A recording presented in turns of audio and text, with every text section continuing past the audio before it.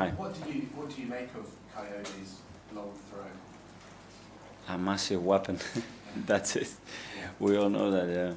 It seems like it might be the best sort of long throw since Deilab, but you mustn't play against. Unfortunately, yes. And we suffer that in with Wind as well, which he made that throw and the profile of the players. But yeah, certainly have that weapon like Stoke had, or other teams are trying to build as well, because obviously the difficulty because of the organization of the teams to score goals and to produce big chances. It is decreasing, and yeah, they have that opportunity every time the ball goes out of play. When you're in the box and that's coming in, what's it like? Because obviously the trajectory is very different to a free kick or a corner, and it seems to create a lot of chaos. What's it like being in there? What do you tell the players how to deal with it? Normally I was more outside the box because of my size, so I was lucky that I didn't have to compete for the first ball. But that's the word probably. It is a very chaotic situation, and that it's very difficult to predict what's going to happen. And I mean this with absolute respect to Declan Rice, who we all admire very much. He's done a few long throws this season. Mm-hmm. He's not quite as good as Coyote has. Who is, you know? I don't know. Everything has to evolve. I don't know how good he was a year ago, or 2 years ago, or 3 years ago. I know how good Declan was taking set pieces 3 years ago and 4 years ago, and I know how good he is now. So it doesn't happen overnight. Things have to be trained, evolved, and tweaked, and yeah, and the player has to believe as well, which is key. So he could become your... He can become anything that he wants. When you look at him, Declan can do almost everything that you're required to do. Okay, let's see him develop as a thrower. Okay. Tom? Hi, Mikel. For those of us who aren't here every week, can you just explain what you mean by a lighthouse? Sorry? Can you explain what you mean by a lighthouse? What does that mean? Like someone that brings a focal point, clarity, and direction to everybody, you know? So you just look at him and you know where you have to head.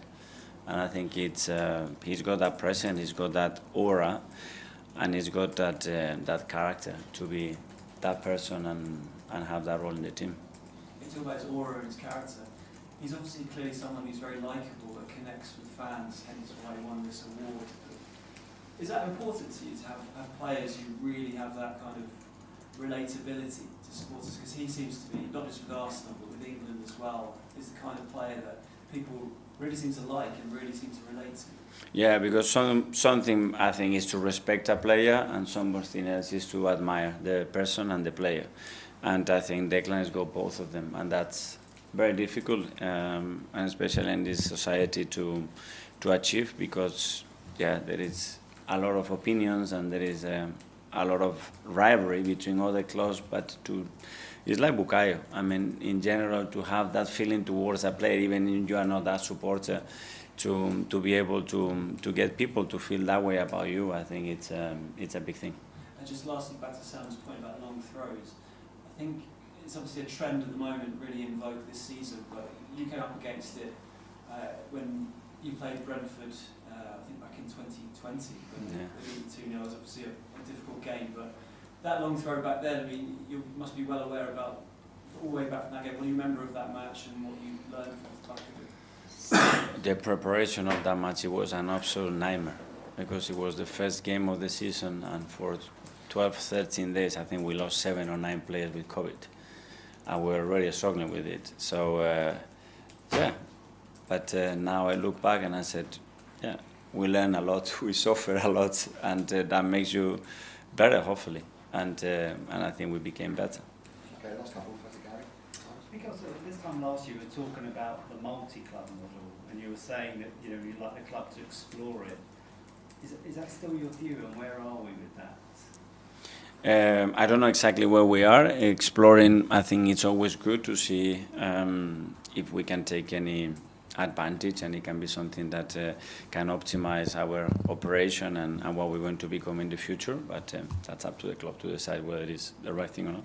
But the club is sort of signing young players, and sort of other clubs like Chelsea are signing young players like Esther who've gone somewhere. You can park them, and they can. Yeah. And you've also got young English players who you could park somewhere. Is there not an advantage to have that type of thing where you can park players and develop them how you want to develop them in your system? Yes, in that sense, yes, and with the regulation that we have actually in the Premier League as well. But okay, at the moment we don't have that result. We have many others, not that one. So let's see if in the future is something that we can have. Okay, finally to Ed. Hi, Miguel. Hi. Ruben Amorim said after the game against Palace the other day that they've been stealing a few set-piece techniques from other teams, and that they're now matching you at the top of the table in terms of goals scored.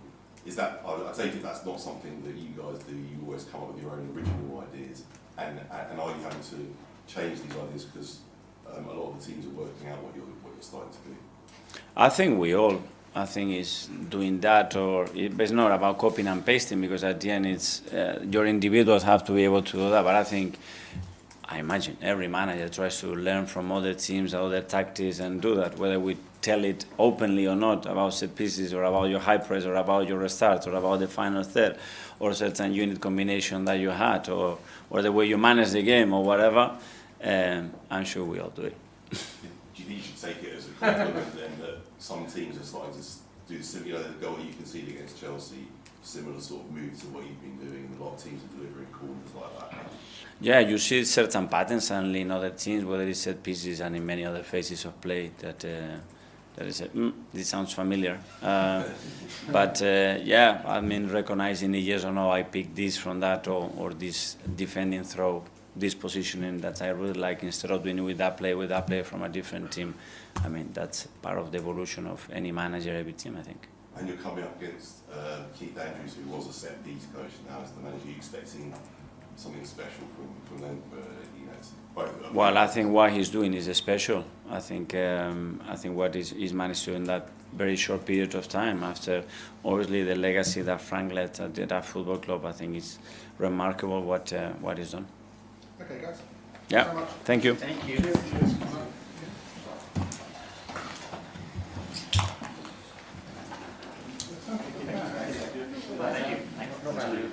Not bad. Not bad.